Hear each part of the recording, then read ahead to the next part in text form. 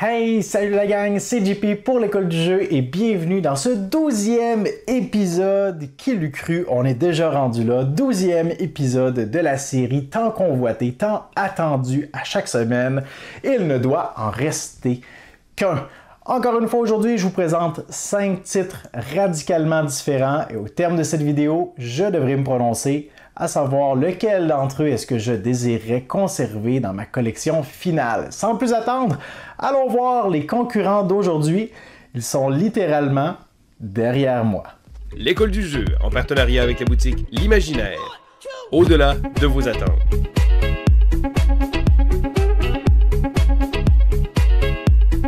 Alors voici nos 5 concurrents d'aujourd'hui. Comme d'habitude, je vous invite à consulter la description de la vidéo où je placerai les liens vers les différentes vidéos, contenus que nous vous avons proposés par le passé concernant ces titres bien précis.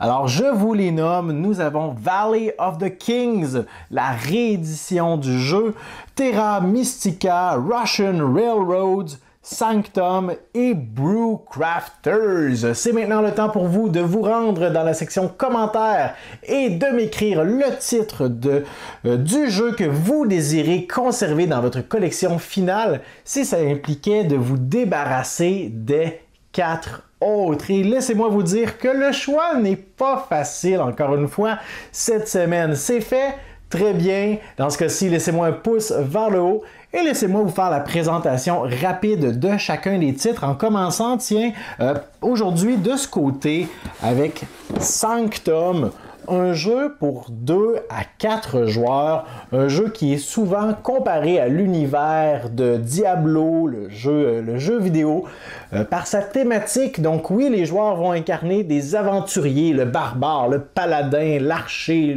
le nécromancien, la sorcière par exemple, vont avoir des habiletés différentes, un arbre d'habiletés ou de compétences qu'ils pourront développer en cours de partie au fur et à mesure qu'ils vont gagner des niveaux.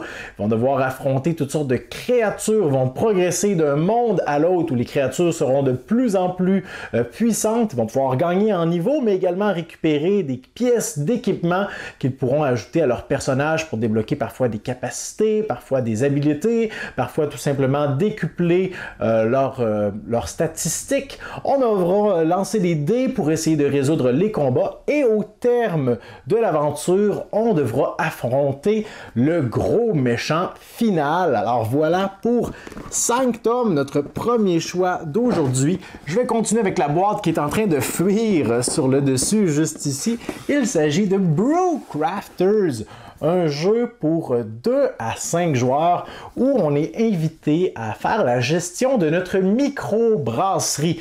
Alors on devra développer notre microbrasserie physiquement, on devra donc débloquer des annexes, des sections, des compartiments à notre entreprise, que ce soit un pub, un entrepôt, une serre, une ferme, tout le nécessaire pour faire pousser les ingrédients nécessaires à la fabrication de notre bière. On devra développer de nouvelles recettes. Il y aura une course également pour être le premier parmi les joueurs à développer certaines recettes bien précises. Par la suite, on devra gérer la production de notre bière, mais également sa mise en vente, la distribution de celle-ci. On devra également gérer nos propres employés.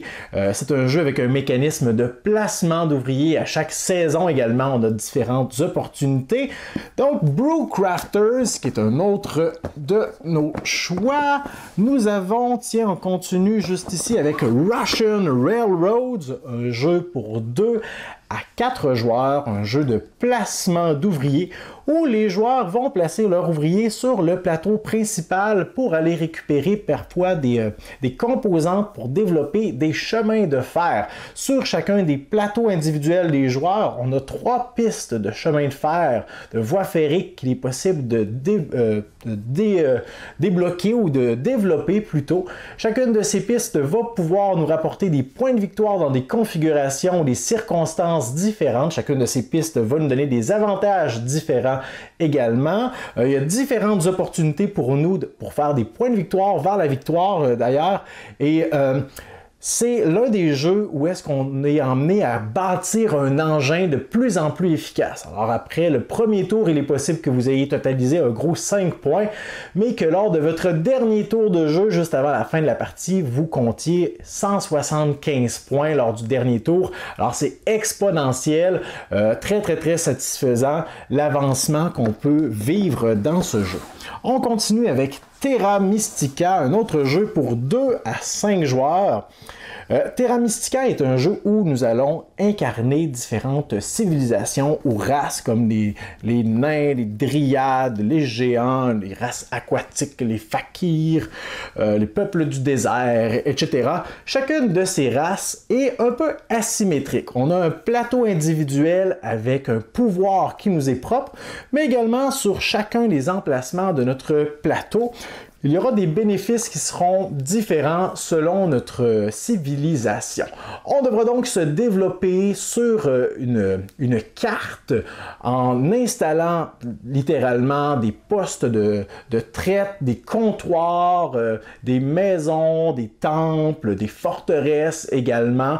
On devra développer notre emprise du territoire. Il sera important pour nous également de maîtriser le terrain sur lequel on construit, parce qu'il est possible d'avoir des marécages, des montagnes, des terres volcaniques, des terres désertiques, mais chacune des civilisations a un terrain qui lui est privilégié. Alors, il sera important d'influencer le territoire. Il sera important également de gérer nos revenus. À chaque fois qu'on met en place un bâtiment, on débloque sur notre plateau personnel un type de revenu. Pas nécessairement à chaque fois, mais donc, il y a beaucoup de choses à prendre en considération. Plus la partie passe et plus on a d'opportunités, des actions à sélectionner à chacun de nos tours. Notre civilisation va devenir de plus en plus présente sur le plateau et de plus en plus efficace. La gestion de la magie également, les prêtres et tout ça.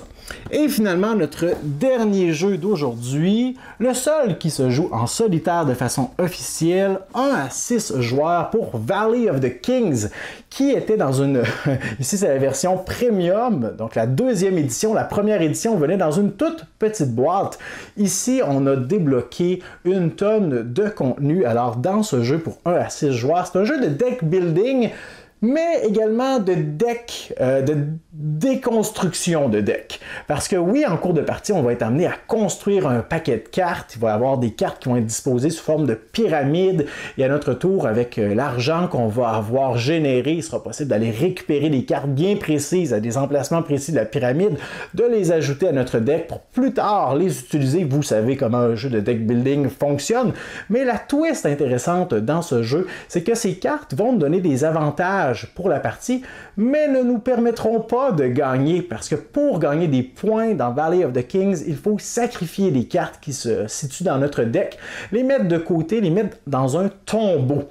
Et c'est là la gestion particulière du jeu, c'est de savoir toute la question de timing. À quel moment est-ce que je pense avoir assez bénéficié du pouvoir de cette carte pour maintenant la sacrifier et marquer des points de victoire pour celle-ci en fin de partie. Il y a une tonne de decks différents dans cette version et à chaque partie, vous en sélectionnez qu'un certain nombre précis. Dans les règles, on vous donne toutes sortes d'informations si vous voulez une partie qui est plus interactive, plus indépendante, agressive, basée sur les points en cours de partie ou à la fin de la partie. Donc, vous le voyez, 5 jeux radicalement différents, encore une fois, mais si je ne devais en garder qu'un, mon choix s'arrêterait aujourd'hui sur Terra Mystica. Terra Mystica, je sais, ma décision va sûrement, ne sera sûrement pas unanime.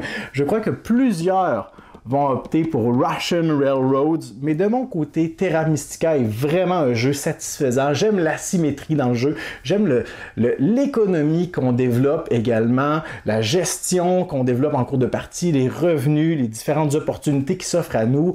Plusieurs également vont me dire que Gaia Project, le projet Gaia, a remplacé Terra Mystica, mais moi, je n'ai pas de problème vraiment avec Terra Mystica. C'est un jeu que j'aime déjà beaucoup dans sa forme. Je n'ai même pas d'intérêt à jouer à Gaia Project et c'est pourquoi c'est mon choix d'aujourd'hui. Mon choix d'aujourd'hui n'a pas été facile. Ça me ferait mal au cœur de devoir me débarrasser des autres jeux que je vous ai présentés. J'ai maintenant hâte d'aller lire vos commentaires pour voir lequel des jeux que je vous ai présentés aujourd'hui est votre préféré ou tout simplement celui que vous avez le plus à cœur. N'hésitez pas à me laisser un pouce vers le haut si encore après 12 épisodes vous en redemandez, vous en voulez encore de cette série que je vous propose. Abonnez-vous à notre chaîne également si ce n'est pas déjà fait pour être certain de ne pas manquer le 13e épisode qui devrait sortir d'ici quelques jours. Et moi je vous dis merci pour votre écoute et à la prochaine.